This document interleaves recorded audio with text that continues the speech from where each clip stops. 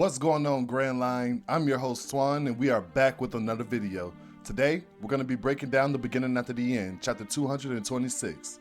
After a brief hiatus, the series is back and going full throttle. Now, seeing as it's been some time, I'm a bit out of practice with the names, so do forgive me if I fuck up, you feel me? We see that Sylvie has been possessed by Agrona, the leader of the Alicrea army. But it's nothing to worry about, it's simply a sleeping spell Agrona embedded on Sylvie while she was still inside her egg. We then see Arthur conjure a pair of chairs so that the two can sit down and talk like civilized people. Agrona goes on to say she's happy she caught Arthur for two reasons. Reason one, she doesn't want to risk running into his leaders along the way while searching for him. And reason two, because he's the only person on this continent she's actually interested in. Which begs Arthur to ask himself the question as to why has the enemy leader taken an interest in him of all people.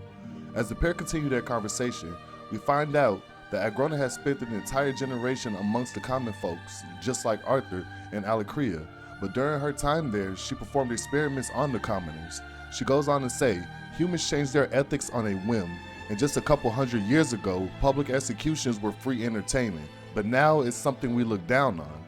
Which is very true, might I add. Don't forget, China is now executing pedophiles. Oop, I don't think I can say that in the video. I'm gonna blur that out.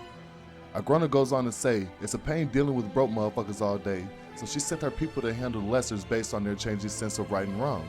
Arthur then cuts her off saying her retainers have massacred soldiers with glee, but Agrona countered him by saying they paraded around one of her own like a frozen trophy, which goes back to which side is right and which side is wrong.